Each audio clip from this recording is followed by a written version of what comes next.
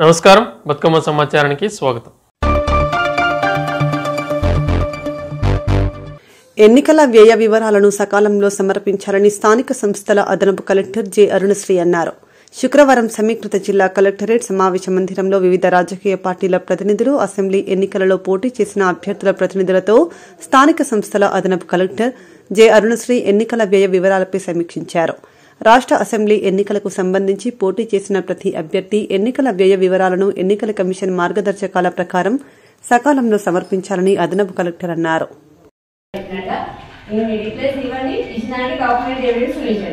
ఒకవేళ అలా లేకపోతే మనకి షాడో అబ్జర్వేషన్ రిజిస్టర్ ఆల్రెడీ ఉంది, దాని ప్రకారం ప్రొసీడ్ అవుతాం. అంటే మన దగ్గర డేటాకి మీది జరగాలి, ఈక్వల్ గా ఉండాలి కాబట్టి కొన్ని వేరియేషన్స్ వచ్చినాయి.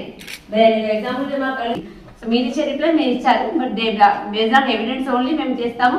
మీ దగ్గర ఎవిడెన్స్ ఏమైనా చూపించగలిగితే మీరు ప్రొడ్యూస్ చేస్తే ఇంతకుముందు చెప్పినట్టుగా so finally DO and observers decision తీసుకుని దాని ప్రకారం ఎక్స్పెండిచర్ ఫైండ్ అవుతుంది. So I think it is clear. ఇప్పుడు ఆల్రెడీ మేడం చెప్పారు షెడ్యూల్ 1 to 11. షెడ్యూల్ 1 to 11 ఏదైతే ఉందో ప్రాపర్ గా ఫిల్ చేయండి. వాళ్ళ తీరా మీటింగ్ వచ్చినప్పుడు అబ్జర్వర్ సార్ ఇచ్చే 1-2 days షెడ్యూల్ వాళ్ళది. ఆ 1 day షెడ్యూల్లో బై దట్ టైం మీరు అన్ని ఫుల్ షేప్ లో రెడీ చేసుకుని వస్తే స్మూత్ గా జరిగిపోతుంది మీటింగ్ కూడా. ప్రింట్ చేసేలా ఇస్తాము, ఆర్ఓ ఆఫీస్ లో తీసుకున్నా పర్వాలేదు. ఐ థింక్ బెటర్ ఇది ఆర్ఓ ఆఫీస్ కి పంపిస్తాము, మీకు ఒక మెసేజ్ ఇస్తారు, దాన్ని ఆర్ఓ ఆఫీస్ లో కలెక్ట్ చేసుకోండి. ఐ థింక్ బుక్లెట్ ఉంటుంది కదా మోడల్ గ్రీన్ కలర్ మళ్ళీ ఈ రోజు ఈవినింగ్ కదా నో ఇష్యూ, అన్ని ఆగొస్తాయి పార్ట్స్ కి వెళ్తాయి. ఓకే, మీరు బై టుమారో కలెక్ట్ చేసుకోండి. అక్కడ తహసీల్దార్ ఆఫీస్ రాకుండా ఆర్డీఓ ఆఫీస్ లేదా ఆర్డీఓ ఆఫీస్ మనకి బెటర్, అక్కడ చేసేస్తే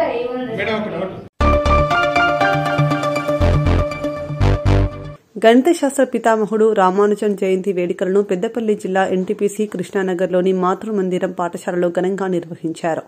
ఈ మేరకు శుక్రవారం మాతృమందిరం పాఠశాలలో ఏర్పాటు చేసిన వైజ్ఞానిక ప్రదర్శన ప్రారంభోత్సవ కార్యక్రమానికి జెడ్పీటీసీ కందుల సంధ్యారాణి, డాక్టర్ లక్ష్మీవాణి పాల్గొని జ్యోతి ప్రజ్వలన చేసి వేడుకలను ప్రారంభించారు.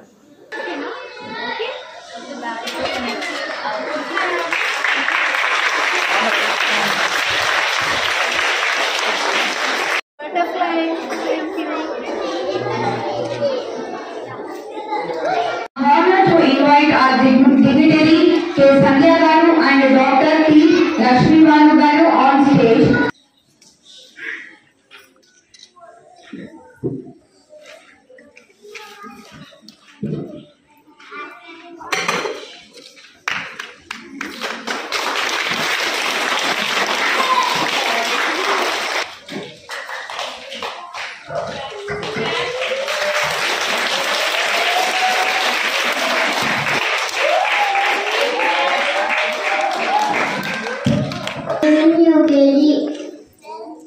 Om Ganpatiye Namaha and read Ganesha, who has overcome problems and grant success. Thank you.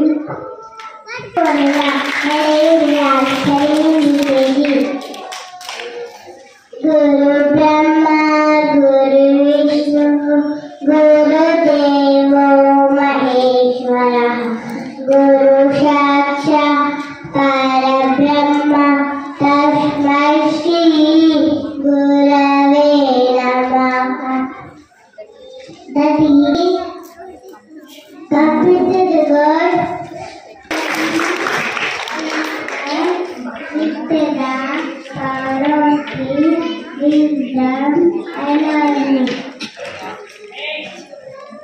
Morning to one and all, my name is Agasha. I'm studying in first class.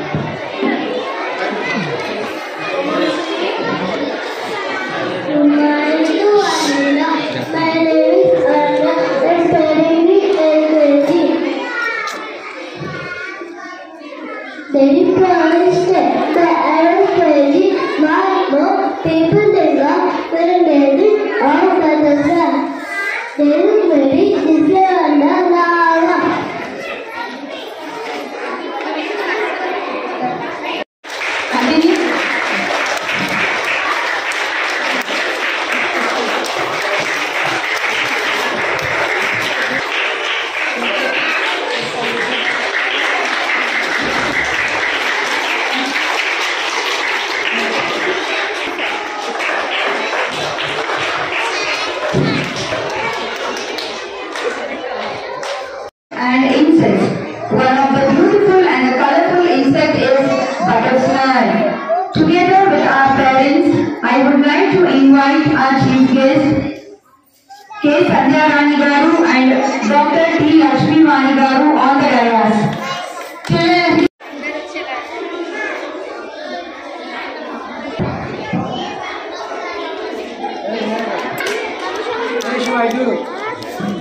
ఇటు చూడు మీరు అందరు ఇటు చూడండి.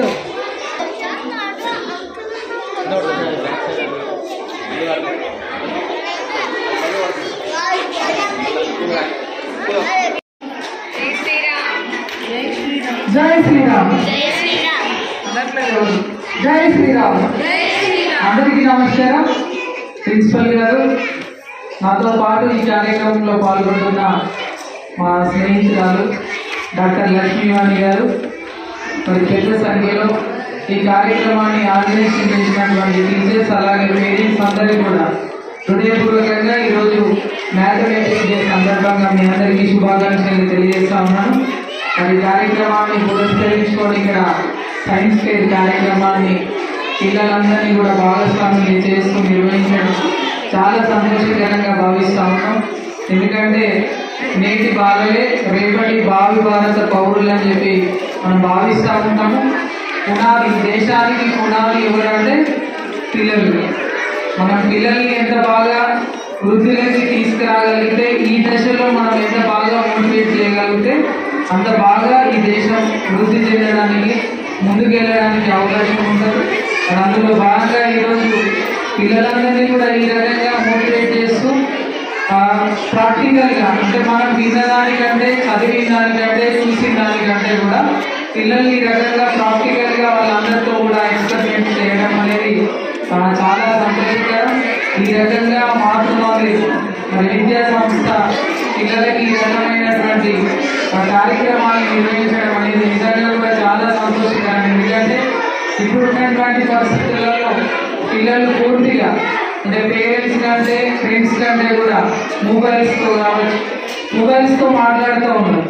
కాబట్టి దీన్ని పూర్తిగా నిర్మూలించాలంటే ఒక విలువలు, కుటుంబం యొక్క విలువలు కావచ్చు, పేరెంట్స్ యొక్క, గురువుల యొక్క, సొసైటీ విలువల్ని తెలుసుకొని ముందుకు వెళ్ళాలంటే ఇట్లాంటి విద్యా సంస్థలు ఇంకా రావాల్సినటువంటి అవసరం ఉంది. ఎందుకంటే మా కుటుంబంలో ఉన్న దాదాపు అందరి పిల్లలు కూడా మాతృమాదిలో చదువుకున్న, ఈ బ్రాంచ్లో చదువుకున్నటువంటి పిల్లలు. కాబట్టి ఈ స్థాయి నుండి పిల్లలకి ఈ మానవీయతతో కూడుకున్నటువంటి విలువల్ని మన పిల్లలకి అందించాల్సినటువంటి అవసరం ఉంది. ప్రతిసారి కూడా మేము పేరెంట్స్ మీటింగ్లలో చెప్తా ఉంటాం, ఎంతసేపు నా కొడుకు, నా బిడ్డ ర్యాంకులు సాధించుకున్నాడా అనేది ఆలోచన కంటే కూడా పిల్లలు ఏ రకంగా మోటివేట్ అవుతూ ఉన్నారు, ఎట్లా చదువుతూ ఉన్నారు అనేది, ఏ రకంగా మనతో కమ్యూనికేషన్స్ పెంచుకుంటూ ఉన్నారు అనే దాని మీదనే పేరెంట్స్ ఎక్కువగా దృష్టి పెట్టాలని చెప్పి పదే ఇస్తూ ఉంటారు. కానీ నిజంగా మాతృమంది సంస్థకి, ముఖ్యంగా ఈ స్కూల్కి ఇలాంటి పేరెంట్స్ దొరకడం అనేది నిజంగా కూడా చాలా సంతోషకరం. ప్రతి పేరెంట్ కూడా ఇట్లా ఆలోచన చేసినట్టయితే అసలు ఎలాంటి ఇబ్బందులు కూడా తలెత్తకుండా మంచి భవిష్యత్తుని పిల్లలు పొందడానికి ఆస్కారం ఉంటుందని చెప్పి ఈ సందర్భంగా భావిస్తూ, ముందు ఇంకా దాదాపు నేను చాలా కార్యక్రమాలలో పాల్గొన్నాను ఇక్కడ స్కూల్లో. ప్రతి ఈవెంట్, ముఖ్యంగా మన సంస్కృతి సాంప్రదాయాల పట్ల పిల్లలకి పూర్తిగా అవగాహన కల్పిస్తూ, ఇంతకుముందు పిల్లలు స్లోగాలు వినిపిస్తూ ఉంటారు. అంటే దాంతో ఒక పాజిటివ్ వైబ్రేషన్ తోటి పిల్లలందరూ కూడా చాలా చక్కగా యాక్టివ్ గా ఎడ్యుకేషన్లో ముందుకు ఆస్కారం ఉంటుంది. కాబట్టి ఈ రకమైనటువంటి పద్ధతి కావచ్చు, ఈ రకమైనటువంటి సిస్టమ్ కావచ్చు, నిజంగా కూడా చాలా గొప్పదిగా భావిస్తూ ముందు ఇట్లాంటి యాక్టివిటీస్ ఇంకా ఎన్నో చేయాలని, పిల్లల పిల్లలకి మంచి బంగారు భవిష్యత్తు అందించాలని మనస్ఫూర్తి ఆలోచిస్తూ చాలా రోజుల తర్వాత మరొక కార్యక్రమంలో పాల్గొనడానికి నిజంగా కూడా చాలా సంతోషంగా ఉంది. గతంలో అనేక కార్యక్రమాలలో పాల్గొన్నాము. మళ్ళీ చాలా రోజుల తర్వాత ఈరోజు స్కూల్లో పార్టిసిపేట్ చేయడం అనేది నిజంగా కూడా చాలా సంతోషకరంగా భావిస్తూ ప్రతి స్కూల్లో పేరెంట్స్ యొక్క ఇన్వాల్వ్మెంట్ ఉన్నప్పుడు మాత్రమే స్కూల్స్ బాగా నడవడానికి ఆస్కారం ఉంటుంది. ఇక్కడ పిల్లల యొక్క వాళ్ళ సంబంధించినటువంటి ప్రతి అంశం కూడా పేరెంట్స్కి అవగాహన ఉండేదానికి ఆస్కారం ఉంటుంది. కాబట్టి ప్రతి స్కూల్లో పేరెంట్స్కి ప్రతి సందర్భంలో ఇన్వాల్వ్ చేయాలి. అది మీరు ఈ రకంగా కంటిన్యూషన్ నాకు తెలిసి దాదాపు నేను ఒక 15-20 సంవత్సరాల నుండి స్కూల్తో అనుబంధం అప్పటి నుండి ఇప్పటి వరకు కూడా కంటిన్యూషన్ చేస్తూ ఉన్నారు. పేరెంట్స్ ఇన్వాల్వ్మెంట్ అనేది తప్పకుండా ఇది ముందు ఇలాగే కొనసాగించాలని అన్ని స్కూళ్ళు కూడా మిమ్మల్ని ఆదర్శంగా తీసుకొని పేరెంట్స్ని భాగస్వామ్యం చేయడం లోపల మాతృమంత్రిని ఆదర్శంగా తీసుకోవాలని మనస్ఫూర్తి ఆలోచిస్తూ ఈ కార్యక్రమంలో పాల్గొన్నందుకు సంతోషకరంగా భావిస్తూ మరి దాదాపు ఈ కార్యక్రమం ఇంత సక్సెస్ అయినందుకు పూర్తిగా టీచర్స్ అలాగే ప్రిన్సిపల్ గారు పేరెంట్స్ అంతా కోఆపరేషన్ తోటి మరి కలిసి చేసుకుంటేనే సక్సెస్ అవుతుంది. కాబట్టి మీ అందరికీ హృదయపూర్వకంగా నా వైపు నుండి అభినందనలు ధన్యవాదాలు తెలియజేస్తూ పిల్లలందరికీ కూడా మంచి భవిష్యత్తు ఉండాలి. ఇక్కడ చదువుకునే పిల్లలందరికీ కూడా మంచి భవిష్యత్తు ఉండాలి. ఎప్పుడైనా కూడా మనం కాలేజ్కి వెళ్ళిన తర్వాత కావచ్చు, హైయర్ క్లాసెస్కి వెళ్ళిన తర్వాత కావచ్చు, ఇలా గ్రౌండ్ స్కూల్ ఏదైతే ఉందో దాని గురించే అక్కడ వాళ్ళు అడుగుతూ ఉంటారు. బాబు ఏ స్కూల్లో చదువుకున్నాడు, పాప ఏ స్కూల్లో చదువుకున్నాడు. ఆ బ్రాండ్ ఇప్పటి వరకు అలాగే ఉంది. మాతృమందిర్ అంటే ఆ బ్రాండ్ని మనం ఇలాగే నిలబెట్టుకోవాలని దానికి పూర్తి సహకారం అందరికీ శుభోదయం. ఇక్కడ ప్రిన్సిపల్ గారికి, టీచర్స్కి, పేరెంట్స్కి అందరికీ కూడా శుభోదయం. పిల్లలకి నా శుభాకాంక్షలు. ఇవాళ మనది నేషనల్ మ్యాథ్స్ డే. ఇవాళ శ్రీనివాస్ అయ్యంగార్ రామానుజన్ గారి పుట్టినరోజు సందర్భంగా 2012లో మనది ప్రతిపాదించారు నేషనల్ మ్యాథ్స్ డేగా. సో ఈ సందర్భాన్ని పురస్కరించుకొని ఇక్కడ మాతృమందిర్లో బటర్ఫ్లై థీమ్తో పిల్లల్ని చక్కగా రెడీ చేసి ఇలా అందరూ ఒక చోట చేరి పిల్లలకి ఆహ్లాదకరమైన వాతావరణంలో పేరెంట్స్ అందరూ వాళ్ళ పిల్లల్ని ముచ్చటగా చూసుకుంటూ మమ్మల్ని కూడా ఇన్వైట్ చేసినందుకు చాలా థ్యాంక్స్. ప్రతి పిల్లవాడు ఒక సైంటిస్టే. ప్రతి పిల్లవాడు సైంటిస్టే. వాళ్ళు కడుపులో నుండి ఉన్నప్పటి నుండి వాళ్ళని సైంటిస్ట్ అనేది మొదలవుతుంది.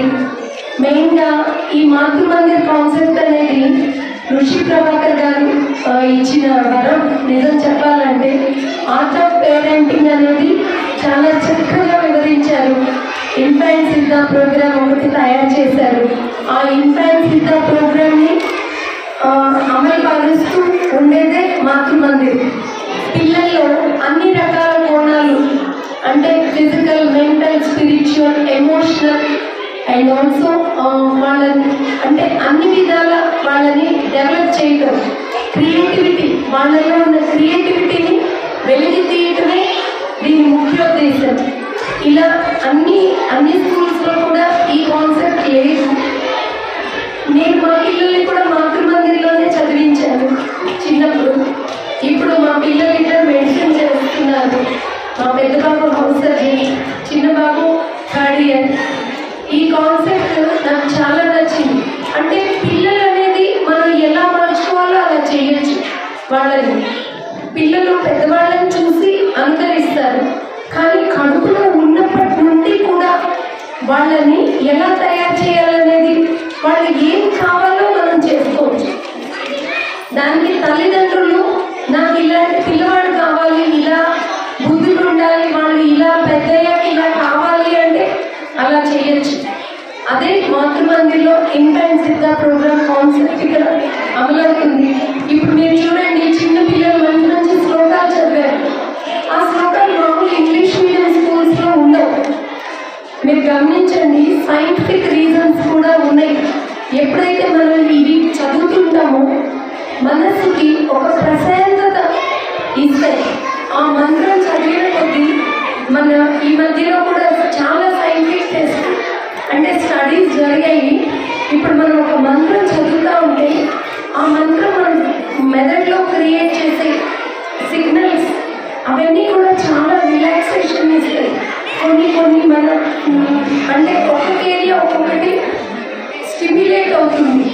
అలా ఇప్పుడు గాయత్రి మంత్రం ద మోస్ట్ పవర్ఫుల్ మంత్రం. అది ఇక్కడ ఈజీగా చెప్తారు పిల్లలు. మృత్యుంజయ మంత్రం వీటన్నిటికి కూడా సిగ్నిఫికెన్స్ ఉంది. ఇప్పుడు మనం లలిత నామములు అన్నీ చదివితే ఆ చదివినప్పుడు ఆ మన ఉచ్చారణలో వచ్చే శబ్ద తరంగాలు అవి అంత గ్రాఫిక్ రూపంలో వేస్తే మనం శ్రీచక్రం వేస్తాం కదా, ఆ శ్రీచక్రం రూపంలో ఉంటుంది. చూడండి మన మునులు ఋషులు ఎంత కనుగొన్నారు.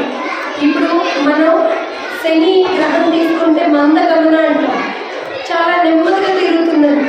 మన ఋషులు ఒకప్పుడు అవి కనిపెట్టారు, కానీ ఇప్పుడు సైంటిఫిక్గా వీళ్ళు చదివి చెప్తున్నారు. మనం ఇప్పుడు పంచాంగాలు తీసుకుంటే మనం ఇవన్నీ రాస్తాం, ఒక 2-3 ఏళ్ల తర్వాత ఏమొస్తుంది ఇవన్నీ కూడా వీళ్ళు సైంటిస్టులు స్టడీ చేసి చెప్తున్నారు. ఇవన్నీ తీసుకుంటే మన పురాతన అంటే మన సంస్కృతిలో అనాదిగా గురుకులాల్లో వస్తున్న తరతరాలుగా నేర్పిన విద్య అనేది అది చాలా బెస్ట్. ఆ తర్వాతే ఏమైనా సో అవన్నీ అందించే విద్య ఈ మాతృమందిరం.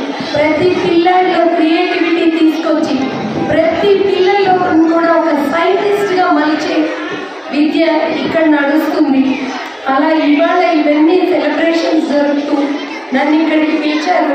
నాకు చాలా ఆనందం ఉంది. ఇక్కడ మేము ఒకప్పుడు yoga classes SSI yoga classes చేశాము.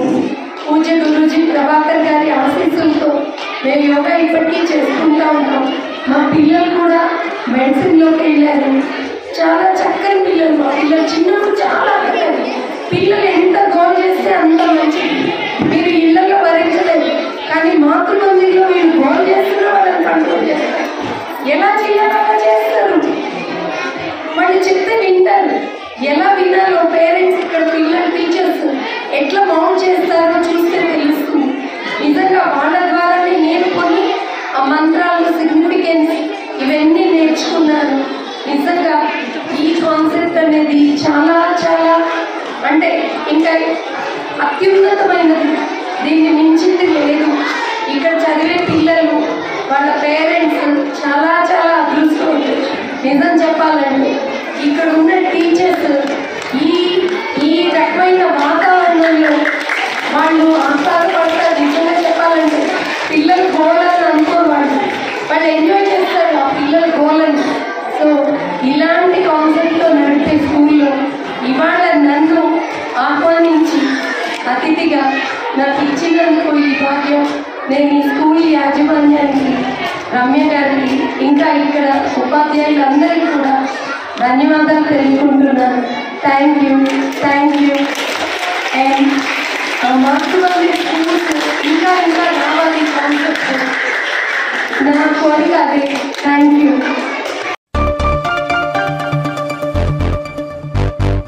పెద్దపల్లి జిల్లా గోదావరిఖనిలోని స్థానిక Gandhinagar Saint Paul's English medium స్కూల్లో ముందస్తు క్రిస్మస్ వేడుకలను మరియు నూతన సంవత్సర వేడుకలను ఘనంగా నిర్వహించారు. ఈ మేరకు శుక్రవారం సెయింట్ పాల్స్ స్కూల్లో ఏర్పాటు చేసిన క్రిస్మస్ వేడుకల ప్రారంభోత్సవ కార్యక్రమానికి గోదావరిఖని 1 టౌన్ సీఏ ప్రమోద్ రావు ముఖ్య అతిథిగా పాల్గొని వేడుకలను ప్రారంభించారు.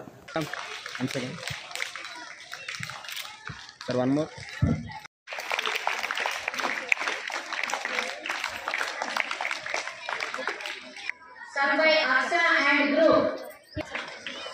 Then clap all of you to our group.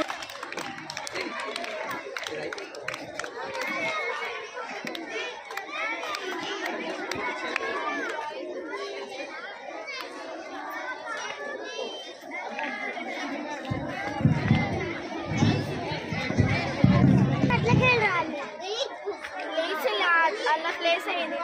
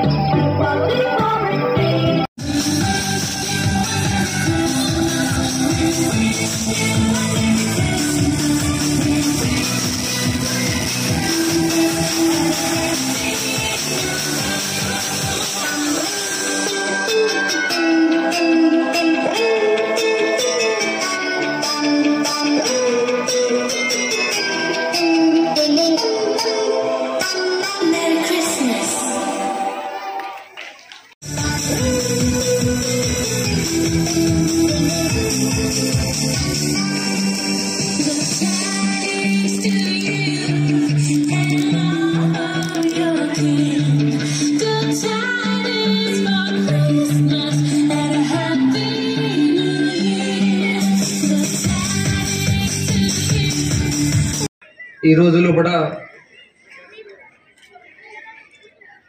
ఎక్కువ క్రైమ్స్ పిల్లల మీద జరుగుతున్నాయి కనుక అందరు కూడా దాని గురించి తగు జాగ్రత్తలు తీసుకోవాలి.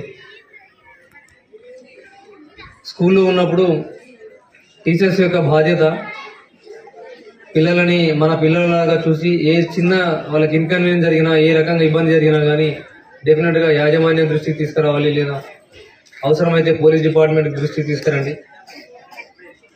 చిన్న ఉన్నప్పుడే చిన్న నేరాలు మనం అదుపు చేసినట్టయితే పెద్ద నేరాలు జరగకపోవడానికి ఆస్కారం ఉంటుంది కనుక డెఫినెట్గా పోలీస్ హెల్ప్ తీసుకోవాలని మీ అందరికి కూడా విజ్ఞప్తి చేస్తున్నాం. అదేవిధంగా మొబైల్స్ యూజ్ చేయడం కూడా పిల్లలు ఎక్కువ యూజ్ చేస్తున్నారు.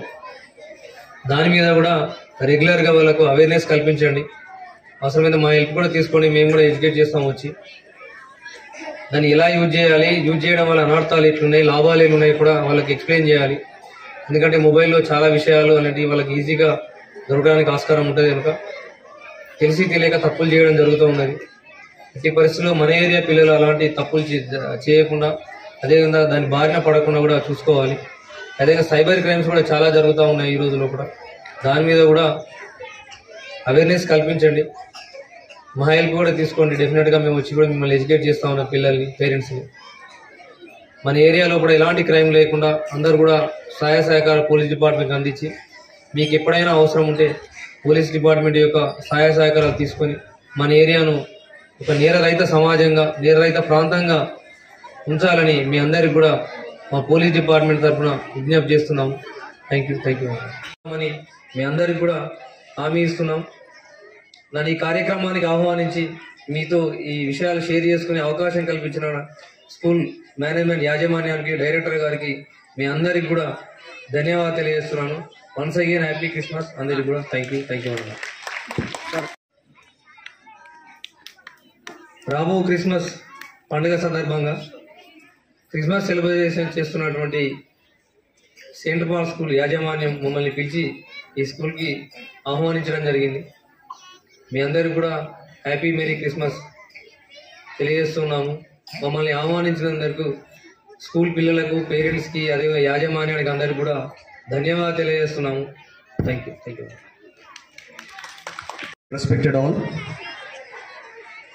as a part of Christmas Day celebration program, we have all gathered here in the school at the same time to commemorate the birth of our Lord Jesus Christ. At the same time, we also have the responsibility to follow His ways and paths. So all of us, today we are gathered here. So definitely by participating in all the activities what have been organized in this school, we should acknowledge the great works what our Christ Jesus Christ has performed for all of us, for this entire world. So I extend my heartfelt wishes to all my dear students, colleagues, teachers, at the same time parents. Our school name is St. Paul's English Medium High School, and today on December 22nd, 2023, we have all gathered here to celebrate Christmas Day celebration program. Definitely we support all the religions, all the castes, and we respect all their values. Here we don't see any gender discrimination, here we don't see any caste discrimination. At the same time, we encourage all our children to involve and participate and improve their academic skills.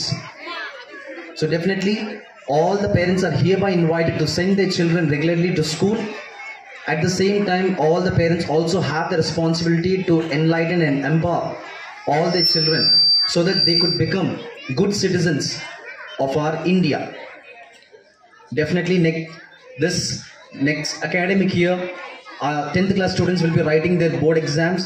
So I request all the parents and teachers to pray for them so that they could perform well in their board exams, because all 10th class students have been actively participated in all the activities that have been organized in our school.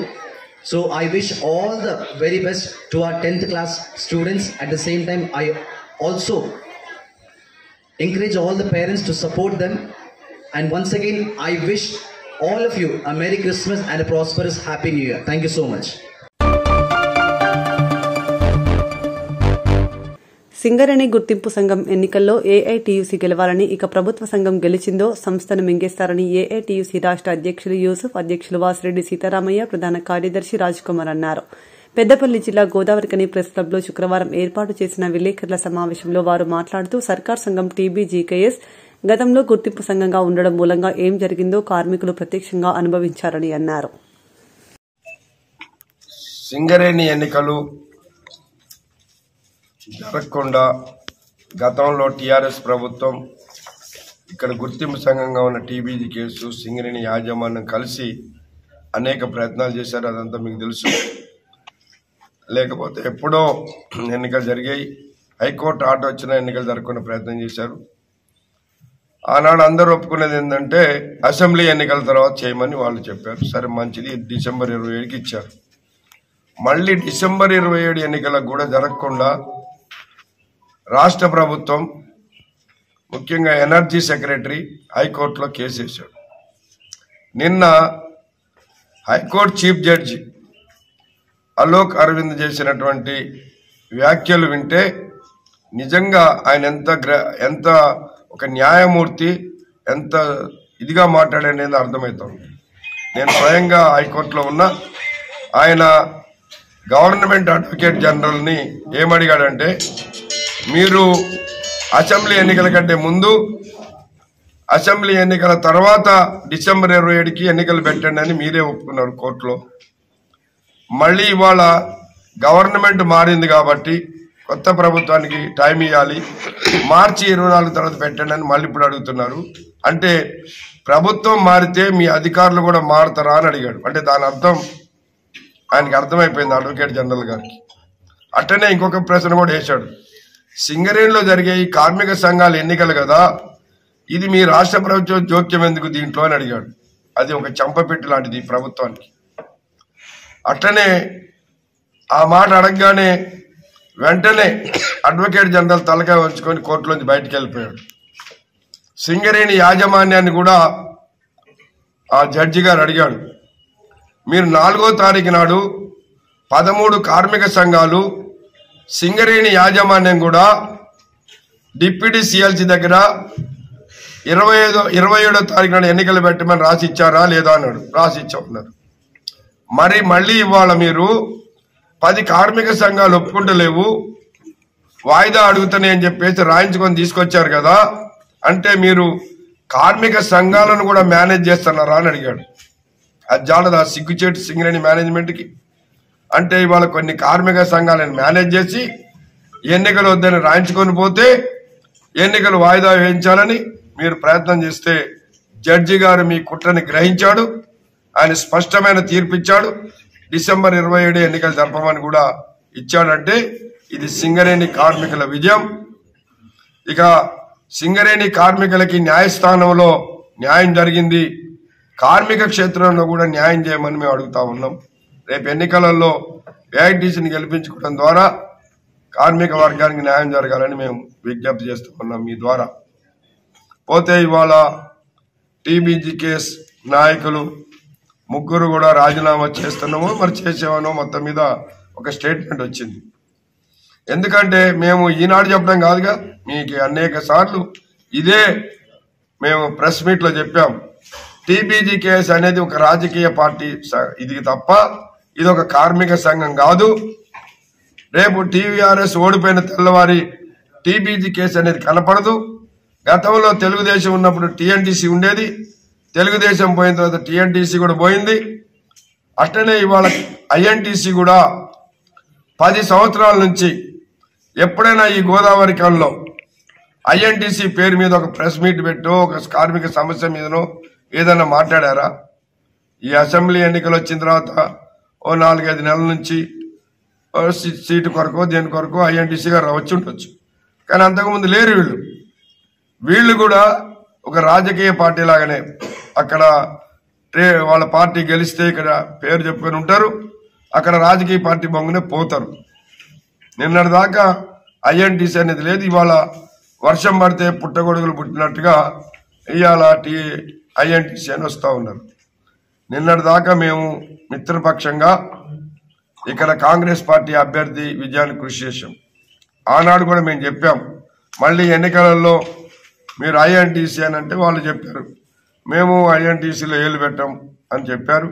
సరే, ఇవాళ కూడా మేము అదే అడుగుతున్నాం, మిత్ర ధర్మానికి కట్టుబడి ఉండండి. మీకు మేము సహకరించాం, మీరు కూడా ఏఐటీసీకి సహకరించండి. లేదా అంటే పోటీ చేయండి, మాకేం అభ్యంతరం లేదు, కార్మికులే నిర్ణయిస్తారని చెప్పేసి కూడా మేము తెలియపరుస్తూ ఉన్నాం.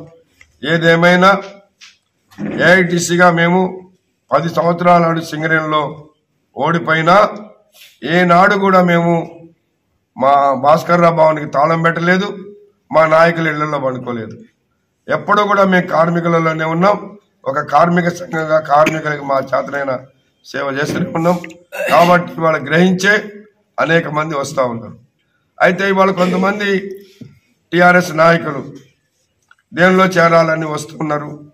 మేము అనుకునేది ఏంటంటే ఏఐటీసీగా మేము భావించాం, అందరం కూర్చొని మాట్లాడుకున్నాం. మా నాయకత్వం ఎవరైతే కార్మిక ద్రోహులుగా ఏదైతే సింగరేణిలో ఈ యొక్క అవినీతిని ప్రోత్సహించి అవినీతికర పనులు యాజమాన్యానికి లొంగిపోయి యాజమాన్య అనుకూల విధానాలు అవలంబించారో వాళ్ళు ఎలాంటి పెద్ద నాయకుడైనా మనం తీసుకోవద్దు.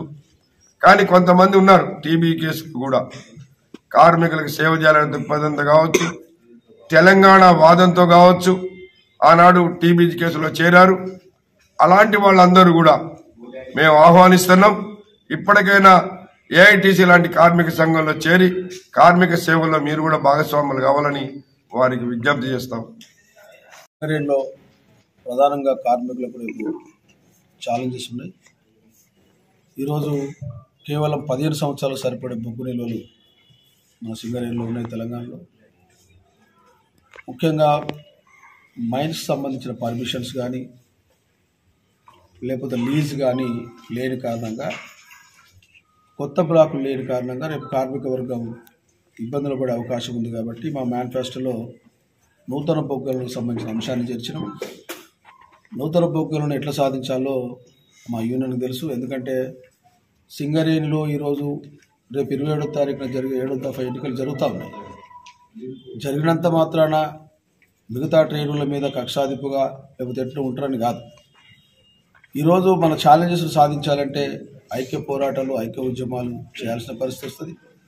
అందుకనే కార్మిక వర్గాన్ని ఆ విధంగా మేము మోట్ చేసే పరిస్థితి రాబోయే రోజులు ఉంటుంది. అదేవిధంగా ఉన్న బ్లాకుల్లో, ఉన్న పరిస్థలాల్లో, ఉన్న మైన్స్ అండ్ ఓపెన్ కాస్ట్లో 65% ప్రైవేట్ వాళ్ళు చేస్తూ ఉన్నారు. ఈరోజు ఒకవైపు A2C అగ్రిమెంట్ ఉంది, 2003 చేసింది. పర్మనెంట్ కార్మికులే బొగ్గు తీయాలని ఒక ఛాలెంజ్ అగ్రిమెంట్ రాసుకున్నమాట 2003లో. దాన్ని ఈరోజు మేనేజ్మెంట్ వైలేట్ చేసింది, డివేట్ చేసింది. సుమారు 70 మిలియన్ టన్నులు ఈరోజు ఉత్పత్తి చేస్తే అందులో 65 సింహభాగం ప్రైవేట్ వాళ్ళు చేస్తూ ఉన్నారు. ఇది పర్మనెంట్ కార్మిక వర్గానికి అంత మంచిది కాదు. కాబట్టి రాబోయే రోజుల్లో ఇప్పటికే మేము CLC దగ్గర దాన్ని కన్సలేషన్ పెట్టినాం. అది మొన్న 13 తారీఖు ఉండే, యాజమాన్యం రాలేని కారణంగా అది వాయిదా పడ్డది. మరి రాబోయే రోజుల్లో దాన్ని కూడా కార్మికుల సహకారంతో మేము సాధిస్తాం. అట్నే సొంత ఇంటి పథకం, ఇన్కమ్ ట్యాక్స్ పేర్స్ మీద రియంబర్స్మెంటు, మెరుగైన విద్యా విధానం ఈరోజు అవలంబించాలి సింగరేణిలో. అంతేకాకుండా ముఖ్యంగా నేను ఈరోజు ఏఐటీస్కున్న ప్రత్యేకత, ఛాలెంజెస్ను ధీటుగా ఎదుర్కొనే సత్తా మా పూర్వీకులు మాకు అందించారు. కాబట్టే 12 సంవత్సరాలుగా ఈరోజు, ఒకవేళ 22 సంవత్సరాలుగా ఏ ప్రభుత్వ అడదండలు లేకుండా ఈ కార్మిక వర్గ జెండాను కింద పడేయకుండా ఒకరు ఈరోజు మరణించిన వారి యొక్క యుక్తుల్ని, ఊహాలన్నింటినీ మేము ఈరోజు పగడబట్టుకుని ఈరోజు జెండా ఎగిరేసే కార్యక్రమం చేస్తాం. అందుకే కార్మిక వర్గం ఈరోజు ఏఐటీసీని ఎట్లయినా గెలిపియాలనే యొక్క దృఢ సంకల్పంతో ఉన్నట్టుగా, నేను కోర్టు తీర్పు తర్వాత మానసికంగా మా సింగరేణి వ్యాప్తంగా ఉన్న న్యూట్రల్ కార్మికులు కానీ మిగతా వాళ్ళు కానీ ఏదైనా ఈసారి ఏఐటీసీ గెలవాలని ఉన్నది. ఇప్పుడు మా అధ్యక్షులు చెప్పినట్టుగా మేము మిగతా సంఘాలు ఇన్వైట్ చేస్తా ఉన్నాం. బట్ ఆ పెద్ద నాయకత్వాన్ని ఈరోజు ఈ సంఘం మోయలేదు. కానీ సార్ చెప్పినట్టుగా చిన్న చిన్న వాళ్ళు ఈరోజు ఉద్యమం కోసం పనిచేసిన వాళ్ళను వెల్కమ్ చెప్తా ఉన్నాం. ఏదైనా ఈరోజు తెలుగుదేశం ఉన్నప్పుడు ఛాలెంజ్ చేసి కొట్లాడినాం, ఇదే యూనియన్. కాంగ్రెస్ పార్టీ అప్పుడు ఉన్నప్పుడు ఛాలెంజ్ చేసి కొట్లాడినాం. ఇప్పుడు టీఆర్ఎస్ మీద కొట్లాడినాం 10 సంవత్సరాలు. మళ్ళీ అవసరమైతే రేపు ఈ కొత్త ప్రభుత్వం కూడా మళ్ళీ అలాంటి వైఖరి అవలంబిస్తే దాని మీద కొట్లాడాలి తప్ప ఎప్పుడైనా కార్మిక వర్గం ప్రభుత్వాలకు వ్యతిరేకంగా ఉద్యమాలు చేయాల్సిందే, మేనేజ్మెంట్కి వ్యతిరేకంగా ఉద్యమాలు చేయాల్సిందే. అట్లయితేనే మన స్థానం పదిలంగా ఉంటుంది తప్ప ఫైరల ద్వారా హక్కులో, లేకపోతే ముఖ్యమంత్రి ఇస్తే తీసుకునే భిక్షను హక్కు కాదు. కాబట్టి దీన్ని నమ్ముకొని ఉన్న సిద్ధాంతం ఏఐటీసీ కాబట్టి కలకాలం మా కార్మికుల అండదండలతో మేము కొనసాగుతూ ఉన్నాం. ఇప్పుడు కూడా మా విశ్వాసం రాబోయే రేపు 27వ తారీఖున తప్పక కార్మికులందరూ ఏఐటీసీని ఆశీర్వదిస్తుంటారని, దాంట్లో తప్పక విజయం సాధిస్తున్నామని నమ్మకంతో మేమంతా కృతనిశ్చయంతో ఉన్నాం. కాబట్టి ఏదైతే కార్మికులకు ఇచ్చిన 48 అంశాలు ఈరోజు మేనిఫెస్టోలో పెట్టినామో, ఇంకా మిగతావి కూడా ఉండొచ్చు కాక వాటన్నింటినీ తప్పక వాళ్ళ సహకారంతో సాధిస్తామని సందర్భంగా తెలియజేస్తాం. 27వ తేదీన సింగరేణిలో గుర్తింపు యూనియన్ ఎన్నికలు జరగబోతా ఉన్నాయి. ఈ ఎన్నికలు జరగకుండా ఆపాలని చెప్పి అటు ప్రభుత్వం, ఇటు కొన్ని కార్మిక సంఘాలు శతవిధాల ప్రయత్నం చేసినప్పటికీ న్యాయం గెలిచింది. కోర్టు వాళ్ళ కేసు కొట్టేయటం, డిసెంబర్ 27నే ఎన్నికలు జరగాలని చెప్పి చెప్పటం ఇప్పటికే ఏఐటీసీకి నైతిక విజయం. ఈ ఎన్నికల్లో ఏఐటీసీ గెలవాలి. ఎందుకు గెలవాలంటే మొత్తం దేశవ్యాప్తంగా ప్రభుత్వ రంగాన్ని పూర్తిగా మింగేయాలని చెప్పి ప్రభుత్వాలు చూస్తూ ఉన్నాయి. ప్రైవేట్ వాళ్ళకి అప్పచెప్పాలని మనం చూస్తూనే ఉన్నాం. సింగరేణి మీద కూడా ప్రయత్నం ఉన్నది. ఇప్పుడు పార్లమెంట్లో అక్కడ అడిగితే 51% వాటా రాష్ట్ర ప్రభుత్వానికి ఉంది కాబట్టి అది ఎట్లా చేస్తామని చెప్పి కళ్ళబుల్లి కబుర్లు చెప్తున్నారు. కానీ దీన్ని ఎట్టి పరిస్థితుల్లో ఛాన్స్ దొరికితే మాత్రం ప్రైవేటీకరణ చేయాలని చెప్పి దృఢ సంకల్పంతో అటు కేంద్రం, ఇటు రాష్ట్రంలో ఏ ప్రభుత్వం ఉన్నా కానీ ఈ రాష్ట్ర ప్రభుత్వం కూడా వాళ్ళకి మద్దతు చేసే పరిస్థితిలో ఉంది. ఇక్కడ ఏఐటీసీగా మిగతా కార్మిక సంఘాలను కలుపుకొని దేశవ్యాప్తంగా మేము నిర్వహించే పోరాటాల్లో భాగంగా ఈ ప్రక్రియ ఇప్పటికి ఆగింది. ఏమాత్రం వాళ్ళకి లూజ్ దొరికినా అవి మొత్తం మింగేసేటటువంటి పరిస్థితిలో ఉన్నారు. కాబట్టి సింగరేణిని పరిరక్షించుకోవాలంటే ఏఐటీసీని తప్పకుండా ఇక్కడ గెలవాలి. గెలిస్తేనే ఈ సింగరేణి కాపాడబడుతుందని చెప్పి మేము కార్మికులకి వినయపూర్వకంగా మనవి చేసుకుంటా ఉన్నాము. అంతేకాకుండా మొత్తం సర్కారు సంఘం అనేటటువంటిది ఎక్కడైనా ఉంటే కార్మికుల సమస్యలు పరిష్కారం కావు. నిన్నటిదాకా టీఆర్ఎస్ అండ్ బీఆర్ఎస్ ప్రభుత్వానికి సంబంధించిన సర్కారు సంఘం చూసాం. సర్కారు ఎప్పుడైతే పడిపోయిందో ఇక్కడ ఆ సంఘం కూడా అప్పుడే పడిపోయింది. పడిపోయి వెంటనే వాళ్ళు రాజీనామాలు చేసి మళ్ళీ వేద సంఘాల్లో జాయిన్ అయ్యి మళ్ళీ వాళ్ళ పైదవి కార్యక్రమాల ద్వారా సంపాదించుకునేటటువంటి కార్యక్రమాలు కొనసాగించాలని చెప్పి చూస్తూ ఉన్నారు. ఇది కార్మికులకు చాలా అన్యాయం జరిగేటటువంటి పరిస్థితి ఉంది కాబట్టి కార్మిక వర్గం కోసం పోరాటం చేసేటటువంటి కార్మిక సంఘమే కార్మికులకు న్యాయం చేస్తుంది కాబట్టి ఏఐటీసీ కార్మిక సమస్యల్ని పరిష్కారం చేయడానికి కార్మిక హక్కుల్ని కాపాడటానికి పుట్టినటువంటి సంఘం. మొట్టమొదటి కార్మిక సంఘం భారతదేశంలో 1920లో ఈ కార్మిక సంఘాన్ని స్థాపించుకోవడం జరిగింది. ఇదేం కమ్యూనిస్టులు స్థాపించింది కాదు. అప్పట్లో కాంగ్రెస్ అతివాద నాయకులుగా ఉన్నటువంటి లాలా లజపత్ రాయ్, బాలగంగాధర్ తిలక్, బిపిన్ చంద్రపాల్ అనేటటువంటి ముగ్గురు కాంగ్రెస్ నాయకులు దీన్ని స్థాపించారు. వాళ్ళు పోరాటాలకు పిలిపించారు. ఆ పోరాటాల ద్వారానే ఇవాళ 44 కార్మిక చట్టాలని సాధించుకున్నాం. మరి ఆ సాధించుకున్నటువంటి 44 కార్మిక చట్టాలను పూర్తిగా రద్దు చేసి వాటి స్థానంలో 4 కోట్లు తీసుకొచ్చింది ఆల్రెడీ కేంద్ర ప్రభుత్వం. దానికి గతంలో ఉన్న రాష్ట్ర ప్రభుత్వం మద్దతు తెలుపుతూ 2 జీవోలు కూడా విడుదల చేసింది. మరి ఇప్పుడు కాంగ్రెస్ ప్రభుత్వం వచ్చినప్పటికి కూడా వీళ్ళు కూడా కార్మికులకు పూర్తిగా అనుకూలంగా ఉండేటటువంటి వాళ్ళు కాదు. వీళ్ళు కూడా అన్యాయంగా కార్మికులకి అన్యాయం చేసేటటువంటి వాళ్లే కాబట్టి జాగ్రత్తగా ఉండాల్సినటువంటి అవసరం ఉంది. కాబట్టి కార్మికులు ఓట్లేసి గెలిపించాలి. మా వాళ్ళు మా యూనియన్ తరఫు నుంచి ఒక మేనిఫెస్టో టైప్ లో కొన్ని డిమాండ్స్, కొన్ని కార్మికులకు సంబంధించినటువంటి కొన్ని హక్కులు పరిష్కారం చేస్తామని చెప్పారు. సీతారామన్ గారు చెప్తారు. అవి మేము తప్పకుండా అమలు చేస్తాం, పోరాటం చేస్తాం. అమలు చేసేటట్టు మొత్తం కార్మికులకు పూర్తి స్థాయిలో నమ్మకం కలిగేటట్టు మా పోరాటాలు కార్యక్రమాలు ఉంటే ఈ ప్రభుత్వంతో మేము ఒప్పిస్తామని చెప్పి మరి కార్మికులు వారికి సరైన న్యాయం చేసేటటువంటి సంఘానికి 27న జరిగే ఎన్నికల్లో చుక్క గుర్తు మీద ఓటేసి గెలిపించాలని చెప్పి మీ ద్వారా కార్మికులందరికీ కూడా నేను విన్నపం చేసుకుంటా ఉన్నాను. నేడు యావత్ సింగరేణి కార్మిక వర్గం అనుభవిస్తున్న హక్కులన్నీ విప్లవ కార్మిక సంఘాలు రాజీలేని పోరాటం నిర్వహించి తమ ప్రాణాలను తునప్రాయంగా త్యజించిన ఫలితమేనని తెలంగాణ గోదావరి లోయ బొగ్గుగని కార్మిక సంఘం ఐఎఫ్టీయూ రాష్ట్ర ప్రధాన కార్యదర్శి ఐ కృష్ణ, ఐఎఫ్టీయూ రాష్ట్ర ప్రధాన కార్యదర్శి ఎం శ్రీనివాస్, రాష్ట్ర ప్రధాన కార్యదర్శి ఎం రాయమల్లు స్పష్టం చేశారు. ఈ మేరకు ఆర్జీ2లోని ఓసీ3లో తెలంగాణ గోదావరి లోయ బొగ్గుగని కార్మిక సంఘం లిఫ్ట్యూ రాష్ట్ర కార్యదర్శి S Mallesh, area vice president G Ravi అధ్యక్షతన గేట్ మీటింగ్ నిర్వహించారు. చెల్లిస్తున్నటువంటి డిమాండ్ కాకుండానే ఈ డబ్బునంతా ఇవాళ రాష్ట్ర ప్రభుత్వం గుర్తింపు సంఘం విచ్చలవిడిగా ఇవాళ దానం చేసి సింగరేణిని అప్రపాలు చేసి ఇవాళ ప్రతి నెల జీతాలు అనుకునేటువంటి పరిస్థితిని ఇవాళ తీసుకొచ్చినటువంటి పరిస్థితి మనం ఆలోచించాల్సినటువంటి అవసరం ఉంది. గతంలో ఈ పరిస్థితి మనకు లేదు, కానీ ఇవాళ కొత్తగా ఈ పరిస్థితి వచ్చింది. ఎందుకు వచ్చింది? ఇవాళ దేశంలో రాష్ట్రంలో కేంద్ర ప్రభుత్వం తీసుకొచ్చినటువంటి నూతన మైనింగ్ పాలసీ తర్వాత అండర్ గ్రౌండ్ బౌలని మూతపడ్డాయి. ఇక తెరలేపింది ఓపెన్ కాస్ట్లకు, పర్యావరణానికి నష్టం, చెట్టు చేపకు నష్టం, ప్రజల జీవితాలకు నష్టం. అయినప్పటికీ కూడా ఇవాళ ఓపెన్ కాస్టులు మొత్తం అండర్ గ్రౌండ్ బావులు బంద్. ఇవాళ ఓపెన్ కాస్టులు వచ్చేసినాయి. 13 డివిజన్లలో 36 అండర్ గ్రౌండ్ బావులు ఉంటే ఇవాళ 25కి వచ్చినాయి. ఇవాళ ఆ రోజు 6-7 ఓపెన్ కాస్టులు ఉంటే ఇవాళ 26-28 ఓపెన్ కాస్టులకు వచ్చినాయి. ఈ ఓపెన్ కాస్ట్ల లైఫ్ కూడా ఎక్కువ లేదు. ఈ 15 ఏళ్ల నుంచి 20 ఏళ్ల దాకా వీటి లైఫ్ లేదు. ఈ భూమి పైన ఏ చెట్టు చేమ మొలవదు. ఇక్కడ కేవలం పనికిరానటువంటి ఒక చెట్లు తప్ప ఇక్కడ మామిడి పండ్లు, జామ పండ్లు, అలాంటి పండ్లు ఈ భూమిలో మొలవై ఈ భూమి అంతా కలుషితమై రసాయనిక చర్యతో మార్చబడ్డటువంటి ఒక యుద్ధ భూమిగా డంపర్లతోని బ్లాస్టింగ్లతోని ఈ కలుషితమైనటువంటి నేల ఇవాళ మనకు ఎందుకు పనికి రాకుండా పోయింది. అంతేకాదు ఇవాళ ఏదైతే మనం సింగరేణిలో మనం నివసిస్తున్నటువంటి మన జీవితాలు, మన కుటుంబాలు చాలా అత్యంత దుర్భరమైనటువంటి పరిస్థితిలో మనం చూస్తున్నాం. 5 సంవత్సరాలకు ఒకసారి జరుగుతున్నటువంటి వేతన ఒప్పందాలు చాలా గణనీయంగా పెంచుకుంటున్నాం. ఈసారి ఇంత పర్సెంటేజ్ పెరిగిందని లెక్కలేసుకుంటున్నాం, చూస్తున్నాం.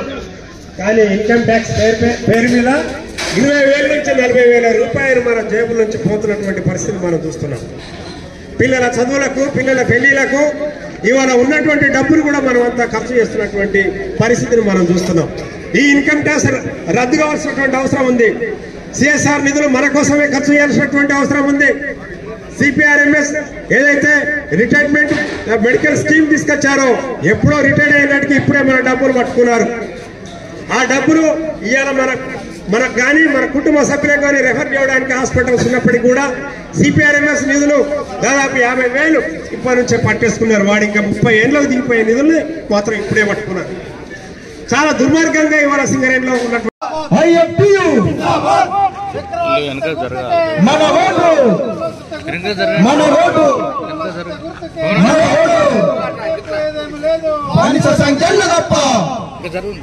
నల్ల బొగ్గు వెలికి తీసి నగరాలను వెలిగించిన గడ్డ పోరు గడ్డరన్నా కార్మిక జీవ గడ్డరన్నా పోరు గడ్డరన్నా జీవ గడ్డరన్నా పోరు గడ్డరన్నా కార్మిక జీవ గడ్డరన్నా పోరు గడ్డరన్నా కార్మిక జీవ గడ్డరన్నా గరిమి ఉన్నగా పొదగల్లోనా గాలి సోకని జాగల్లోనా గాలి సోకని జాగల్లోనా గాలి సోకని జాగల్లోనా గరిమి ఉన్నగా పొదగల్లోనా గాలి సోకని జాగల్లోనా గాలి సోకని జాగల్లోనా గాలి సోకని జాగల్లోనా పొదగ కూలినా టాపు కూలినా ఆదుకునేందుకు నాదుడలేడని ఆదుకునేందుకు నాదుడు లేదని ఆదుకునేందుకు నాదుడు లేడని కార్మికులంతా ఏకమయ్యి ఇఫ్టు జెండను పోరు గడ్డరన్నా కార్మిక జీవ గడ్డరన్నా పోరు గడ్డరన్నా కార్మిక జీవ గడ్డరన్నా నల్ల బొగ్గును తీసి నగరాలను వెలిగించిన గడ్డ పోరు గడ్డరన్నా కార్మిక జీవ గడ్డరన్నా పోరు గడ్డరన్నా కార్మిక జీవ గడ్డరన్నా ఎంత చేసినా ఏమి చేసినా మేనేజ్మెంట్ దోపిడెక్కువై జీతం ఎంత వచ్చిన గాని జిల్లెడాకులే సరిపోదాయే దగా చేసిన పాయి ధరలను లడాగించిన పోరు గడ్డరా పోరు గడ్డరన్నా పోరు గడ్డరన్నా కార్మిక జీవ గడ్డరన్నా నల్ల బొగ్గును వెలికి తీసి నగరాలను వెలిగించిన గడ్డ పోరు గడ్డరన్నా కార్మిక జీవ గడ్డరన్నా పోరు గడ్డరన్నా కార్మిక జీవ గడ్డరన్నా ఇండ్లు లేని నిరుపేదలందరూ సింగరేణిగా కంపు భూమిలో సింగరేణిగా కంపెనీలలో చిన్న చిన్నగా గుడిసెలేసుకొని తడక మాదిరిగా గుడిసెలంచుతే కంపెనీ భూమిల గీకతేందని కాలబెట్టిన కంపెనీ దొరలను సాబో బతుకో తేజుకోవాలని తరిమి కొట్టిన తెలుగు గడ్డరా పోరు గడ్డరన్నా పోరు గడ్డరన్నా కార్మిక జీవ గడ్డరన్నా నల్ల బొగ్గును వెలికి తీసి నగరాలను వెలిగించిన గడ్డ పోరు గడ్డరన్నా కార్మిక జీవ గడ్డరన్నా పోరు గడ్డరన్నా కార్మిక జీవ గడ్డరన్నా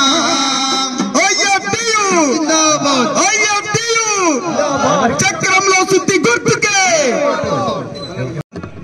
కామ్రేడ్స్ ఓసీపీ3 అన్నలందరికీ నమస్కారాలు, శుభోదయం. అక్కడ దూరంగా ఉన్నటువంటి అన్నలు ఒక 5 నిమిషాలు ఇటు సహకరించాలి. అక్కడ మాట్లాడుకున్నటువంటి వాళ్ళు కూడా. ఇవి మన ఎన్నికల సభలు. ఈ నెల 27వ తేదీన 7వ దఫ గుర్తింపు కార్మిక సంఘాల ఎన్నికలు జరగబోతున్నాయి. గత 3-4 నెలల నుండి గత ప్రభుత్వం అయినటువంటి టిఆర్ఎస్ ప్రభుత్వం గుర్తింపు కార్మిక సంఘంగా ఉన్నటువంటి టీబీజీ కేస్ కోర్టును ఆశ్రయించడం ద్వారా లేదా తమకున్నటువంటి పలుకుబడితోని లేబర్ డిపార్ట్మెంట్ను ప్రభుత్వాన్ని ఇన్ఫ్లుయెన్స్ చేయించి ఎన్నికలు వాయిదా పడుతూ చివరికి నిన్నటి దాకా కూడా ఒక ఉత్కంఠమైనటువంటి ఒక పరిస్థితిని మనం చూసినాం. అసలు ఎన్నికలు ఉంటాయా ఉండయా రద్దయితాయా అనేటువంటి మీమాంసలో నిన్న 11 గంటల దాకా మనం అందరం కూడా ఉత్కంఠతో ఎదురు చూసాం. నామినేషన్ల ప్రక్రియ పూర్తయిపోయింది. గుర్తులు కేటాయించారు. సింగరేణిలో పనిచేస్తున్నటువంటి 14 రిజిస్టర్డ్ కార్మిక సంఘాలకు గాను 13 కార్మిక సంఘాలు ఈ పోటీలో ఉన్నాయి.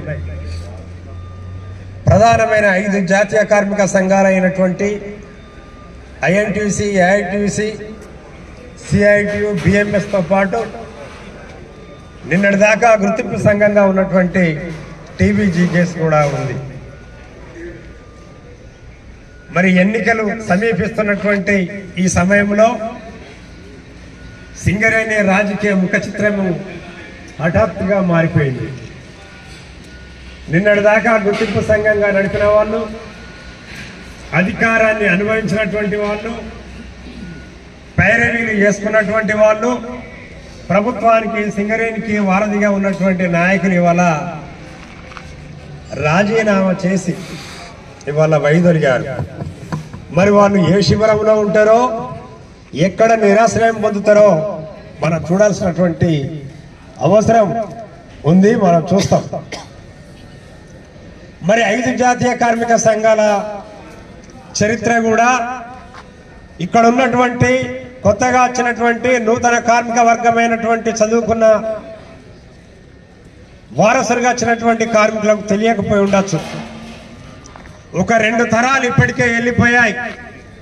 70వ దశకంలో 80వ దశకంలో ఈ కంపెనీలో అపాయింట్మెంట్ అయినటువంటి కార్మిక అన్నలందరూ కూడా రిటైర్మెంట్ కావడంలో, మెడికల్ బెనిఫిట్ కావడంలో, ఇతరత్ర అనేక కారణాల వల్ల ఈ సంస్థ నుంచి దూరం అయ్యారు.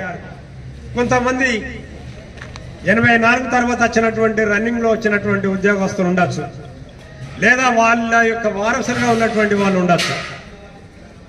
వాళ్ళందరికీ కూడా గత చరిత్ర తెలుసు. ఎన్నికల ప్రక్రియ ప్రారంభమైనటువంటి 1998కు ముందున్నటువంటి పరిస్థితి కానీ, 98 తర్వాత ఎన్నికల గుర్తింపు సంఘం ఎన్నికలు వచ్చిన తర్వాత జరుగుతున్నటువంటి పరిస్థితిని కానీ స్వయంగా అనుభవించినటువంటి కార్మిక అన్నలందరూ కూడా ఇవాళ మన మధ్యలో లేరు. కానీ కాలం గమనం, చరిత్ర చాలా గొప్పది కనుక మనం తెలుసుకోవాల్సినటువంటి అవసరం ఉంది. ఎందుకంటే ఓటు చాలా విలువైనటువంటిది. ఇప్పటిదాకా అన్న పాట పాడినట్టు అది మన హృదయంలో నుంచి మనస్సాక్షితో వేయాల్సినటువంటి ఉంది. ఏ ఫ్లెక్సీ చూసో, 4 పాటలు చూసో, 4 ఉపన్యాసాలు చూసో, ఇతర టీవీ ఇంటర్వ్యూలు చూసో కాకుండా స్వయంగా మీ ఆత్మ పరిశీలనతో ఏ కార్మిక సంఘం ఏం చెప్తుంది, గతంలో ఏమి చేశారు, చెప్పింది చేసిందా లేదా చేసింది చెప్పారా అనేటువంటి విషయాలన్నింటినీ కూడా మీరు ఒకసారి మననం చేసుకోవాల్సినటువంటి అవసరం ఉంది. కనుక సోదరులారా, ఇవాళ గోదావరిలో బొగ్గని కార్మిక సంఘం, తెలంగాణ గోదావరిలో బొగ్గని కార్మిక సంఘం, శ్రామిక శక్తి గోదావరిలో బొగ్గని కార్మిక సంఘం, ఇవి 3 ఐఎఫ్టియు విప్లవ సంస్థలు. అలాగే ఇవాళ అండర్ గ్రౌండ్ లో నిషేధానికి గురైనటువంటి మా సోదర సంస్థ అయినటువంటి సింగరేణి కార్మిక సమాఖ్య ఇవాళ అనేక. కామారెడ్డి జిల్లా దోమకొండ మండల కేంద్రంలో బుధవారం రోజున 6 గంటల సమయంలో పందిరి కాశీనాథ్ ఇంటికి ఓ 3 మహిళలు దొంగతనానికి పాల్పడ్డారు. ఇది తెలుసుకున్న గ్రామస్తులు వారిపై దాడి చేశారు. ఇట్టి సమాచారాన్ని తెలుసుకున్న పోలీసులు సంఘటనా స్థలానికి చేరుకుని ఆ 3 మహిళలను అదుపులోకి తీసుకుని విచారణ చేపట్టారు. అప్పటి వరకు దొంగలుగా గుర్తించిన గ్రామస్తులు, పోలీసు అధికారులు దొంగలు కారని తెలుసుకున్నారు. పందిరి కాశీనాథ్ కి, కవితకి పాత పరిచయాలు ఉన్నాయని తెలుసుకున్నారు. గురువారం రోజున విలేకరుల సమావేశంలో ఎస్ఏ మురళి తెలిపిన వివరాలు ఈ విధంగా ఉన్నాయి. నేను దోమకొండ ఎస్ఐని మాట్లాడుచున్నాను.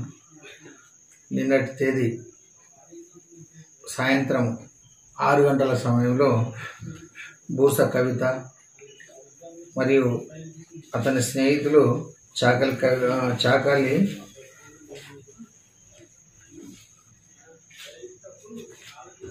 సరిత, సానియా బేగం ముగ్గురు కలిసి ఈ కాశీనాథ్ గారి పందిరి కాశీనాథ్ గారి ఇంటికి వచ్చినారు. విషయం ఏంటంటే, ఎందుకు వచ్చిన కారణం ఏందనగా, వాళ్ళు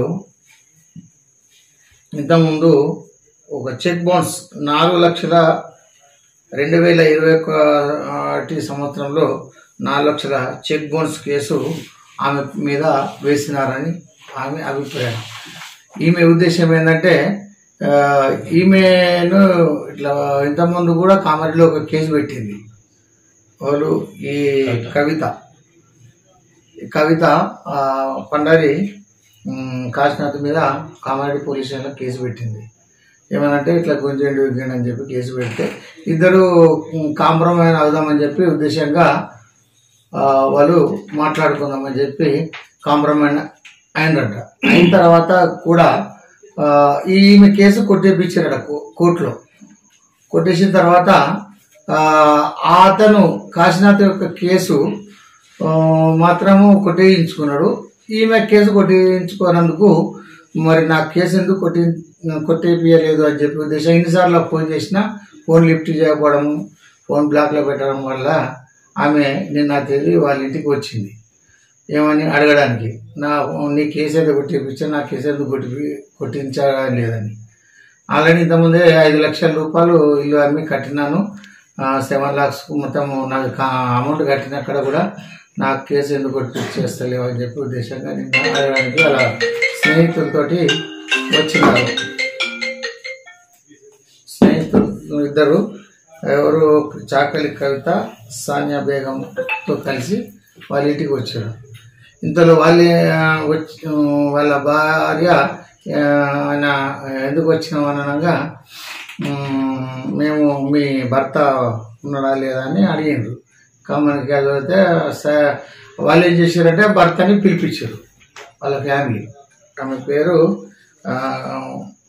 పందిరి కాశీనాథ్ యొక్క భార్య భువనేశ్వరి. వాళ్ళు పిలిపించారు. భర్త ఇంతట్లో వచ్చి ఆమెను ఇష్టం వచ్చినట్టు మా ఇంటికి ఎందుకు వచ్చిందని చెప్పి కొట్టిండు, చేతులతో కొట్టిండు. మళ్ళీ ఆమెను అసభ్యకరంగా ప్రవర్తించి ఇట్లా చీరలు లాగడం చేయడం అనే ఉద్దేశంగా చేస్తే దాని మీద మేము కేసు చేసినాం. అలాగే ఇతను కూడా ఒక పిటిషన్ ఇచ్చారు.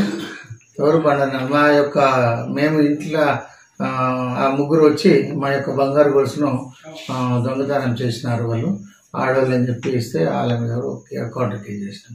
ఇద్దరి మీద మేము కేసు చేసి మేము కేసు నమోదు చేసి దర్యాప్తు చేస్తాం. ఎలాంటి ఆయుధాలు లేవు. వాళ్ళు ఇచ్చిన పిటిషన్ ప్రకారం ఎలాంటి ఆయుధాలు లేవు, ఏమీ లేవు. వాళ్ళు ఇచ్చిన కేసు ప్రకారం మేము దర్యాప్తు చేసి కేసు నమోదు చేసి వాళ్ళ దర్యాప్తు చేస్తున్నాం. ఆమె ముస్లిం కాబట్టి ఎండి సానియా బేగం ముస్లిం కాబట్టి బుర్కా ఉంది. ఆమె ఒక్క ఆమెకు ఉంది. కవిత మాస్క్ మాత్రం పెట్టుకున్నది తెలుసు. అంటే వీళ్ళకి కేవలం ఆర్థిక లావాదేవీలతో వాళ్ళు వచ్చారు తప్ప వాళ్ళ ఇంటెన్షన్ వాళ్ళు దొంగతనం చేయడానికి రాలేదు. కాశీనాథ్ కు కవితకు ఏమన్నా అక్రమ సంబంధాలు ఏమైనా ఉన్నాయా? ఈ భర్త బతుకున్నప్పుడు పరిచయం అంట. ఆ భర్త చనిపోయిన తర్వాత భర్త చనిపోకుండా ముందు ఈయన పరిచయం చేసిండట ఈమెకు. ఇద్దరు కలిసి సంతకాలు పెట్టిరట చెక్స్ మీద. ఆ చెక్స్ అమౌంట్ వీళ్ళు కట్టిరట. ఇల్లు కట్టినాము, కట్టినక్కడ కూడా కేసు కొట్టేపియాలనే ఉద్దేశంగా వాళ్ళ ఇంటికి వచ్చారు. ఆమెకు ఎన్నోసార్లు వేధింపులు చేసినని ఆమె చెప్తుంది కదా వాటర్ వీడియోలో.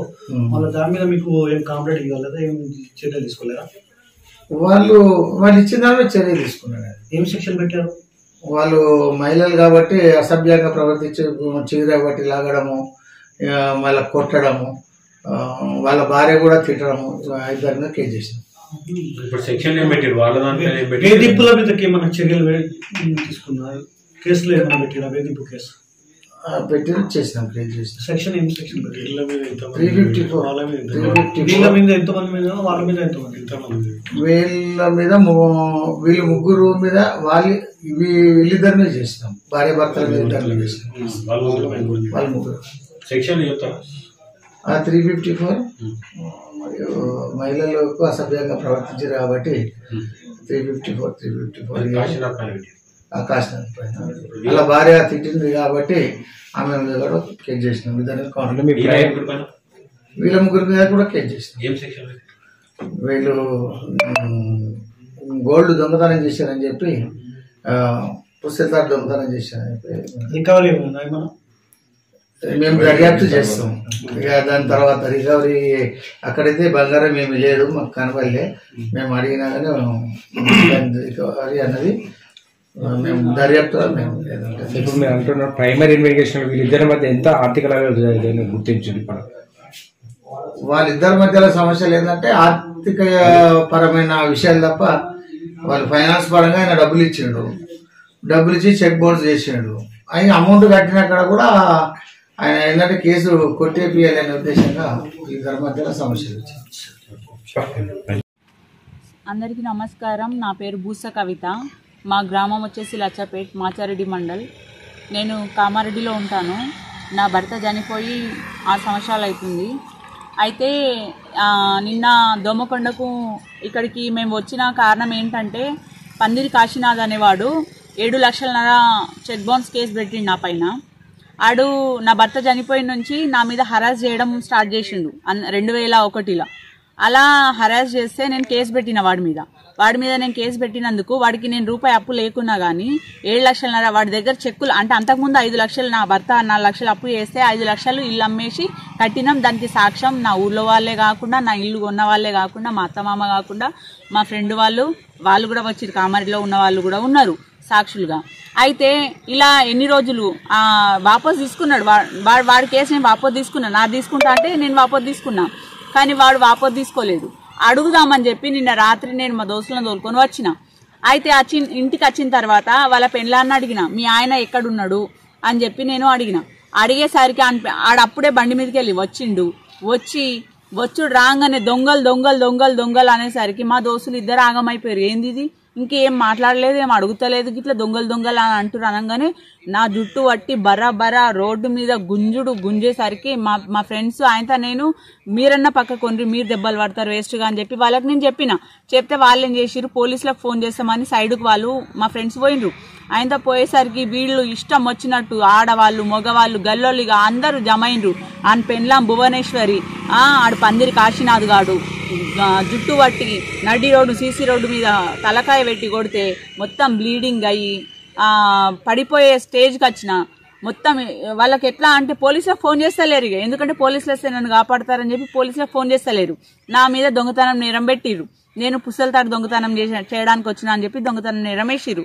నేను వచ్చింది 7 లక్షల చెక్ బౌన్స్ కేసు పెట్టింది నా మీద. కాబట్టి నేను అడగడానికని వచ్చిన, వాపస్ తీసుకుంటానా, ఎందుకు వాపస్ తీసుకుంటలేవని అడుగుదామని చెప్పి నేను వచ్చిన. 29వ తారీఖు నాకు నిజామాబాద్లో పేష్ ఉంది. నేను అబద్ధం చెప్తే ఎంక్వైరీ చేసుకోండి. నా 4 లక్షలు కామారెడ్డిలో చెక్ బౌన్స్ కేసు వేసిండు. 3 లక్షలన్నర ఎవడో పెంటయ్య అనేవాడు, ఆడు ఎవడో కూడా తెలియదు నాకు, ఆడితోటి కేసు వేయించిండు 3 లక్షలన్నర. మొత్తం 7 లక్షలన్నర.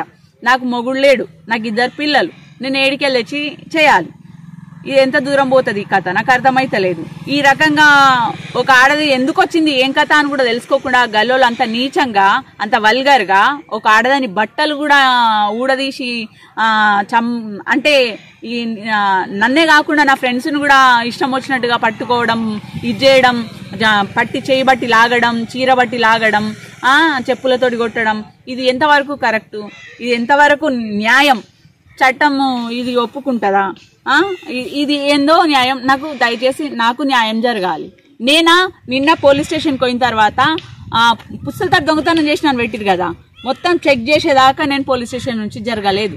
నేను మా ఫ్రెండ్స్ జరగలేము. మమ్మల్ని మొత్తం అప్ టు బాటం చెక్ చేసిన తర్వాతనే మేము రాత్రి 1 గంటలకు నా పోలీసులే అండి హాస్పిటల్లో చూపించారు. నాకు అదేదో కాగితం మీద రాపిచ్చి పోలీస్ స్టేషన్ సబ్మిట్ చేసాం, కేసు ఫైల్ చేసిర్రు వాడి పైన. కానీ ఈ రకంగా ఇంకా ఎన్ని రోజులు నేనా వాడికి రూపాయి కట్టేది లేదు. వాడు వాడి మీద వాడితోటి నేను ఉండానంట, వాడితోటి నేను పండాలంట, వాడితోటి నేను ఉండానంట. ఇట్లా నన్ను హెరాస్ చేస్తున్నాడు. ఈ రకమైన హెరాస్మెంట్ని ఎన్ని రోజులు భరించాలి? ఇది నేను చెప్తే ఎవరు పట్టించుకోవట్లేదు. సంబంధించినవి కొన్ని రోజులు వాడు మెసేజ్లు పెట్టినాయి, ఆ మెసేజ్లు నేను జిరాక్సులు తీసిన. వాడు మెసేజ్లు పెట్టిన కొన్ని రోజులు నాకు రోజు రాత్రి 12 కొట్టంగా 11 కొట్టంగా మెసేజ్లు కొటేషన్లు అవి ఇవి పంపిస్తే అవన్నీ జిరాక్సులు తీసినవి ఉన్నాయి, దానికి సంబంధించిన ఆధారాలు. అండ్ ఇంకేముంది వాని మీద నేను అంతకుముందు పెట్టిన కేసు ఎఫ్ఐఆర్ కాపీ ఉంది నా దగ్గర. ఇంకా అంతే. ఇక వాడు బ్లాక్ లిస్ట్ లో పడేసిండు. నా చెక్ బౌన్స్ వాపస్ తీసుకోమని నేను అడుగుతున్నా అని చెప్పేసి బ్లాక్ లిస్ట్ లో పడేసిండు. అందుకోసం దోమకొండకు రావాల్సి వచ్చింది. కానీ లేకపోతే నేను వచ్చి ఈ దెబ్బలు పడాల్సిన అవసరం నాకు లేదు. మా దోస్తులను కొట్టించాల్సిన అవసరం నాకు లేదు. ఏ విధంగా వేస్తాడు? కొటేషన్లు పెడుతున్నాడు. ఏదో ప్రేమ కారిపోతున్నా అంటే నా మీద ప్రేమ ఉప్పొంగిపోతున్నట్టుగా, ఏదో ఇద్దరు లవర్స్ కదా పెట్టుకుంటున్నట్టుగా ఇట్లా మెసేజ్లు పెడితే నేను ఆల్రెడీ అని పెళ్ళానికి ఫోన్ చేసి చెప్పిన, నీ మొగుడు ఎందుకు ఇట్లా నాకు మెసేజ్లు పెడుతున్నాడు, నన్ను ఏం చేయమంటావు, నన్ను బతుకుమంటావా సావమంటావా అని కూడా చెప్పిన అని పెళ్ళానికి. అది పట్టించుకోలేదు. ఇక నేను ఏం చేయాలి? ఇక ఎట్లా చేయాలి?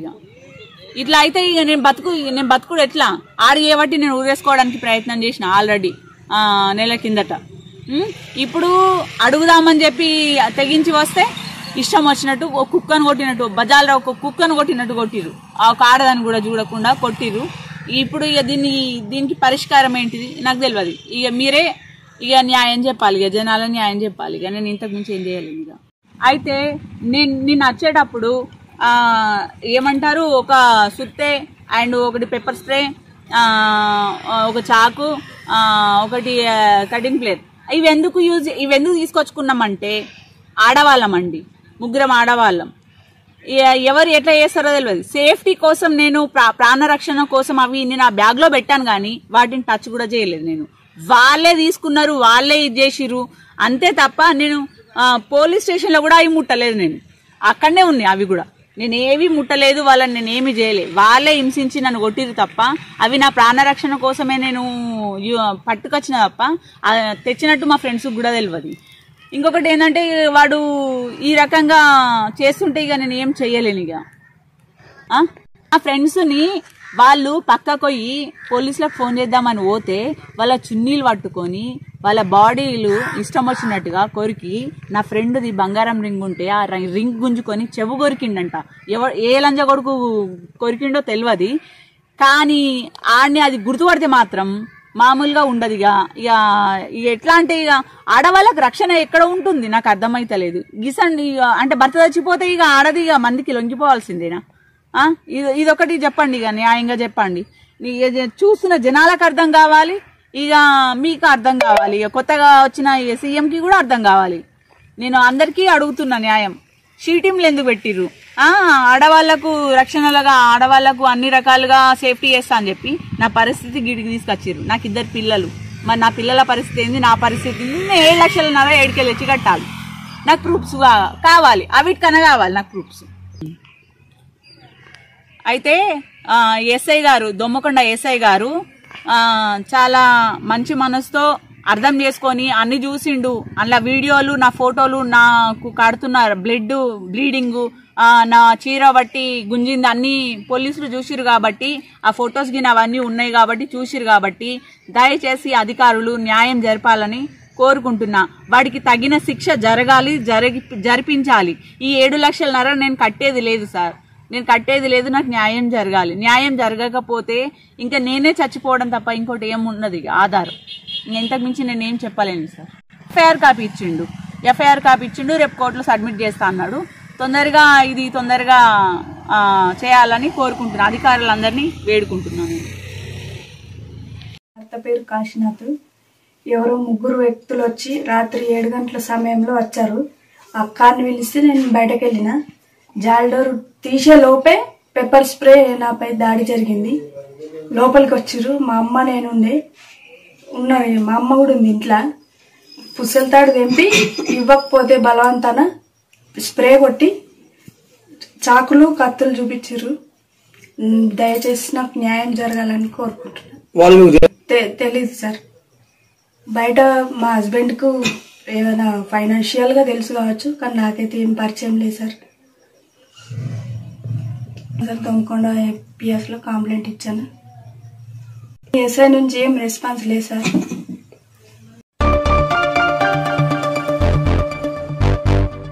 ఇంతటితో వార్తలు సమాప్తం.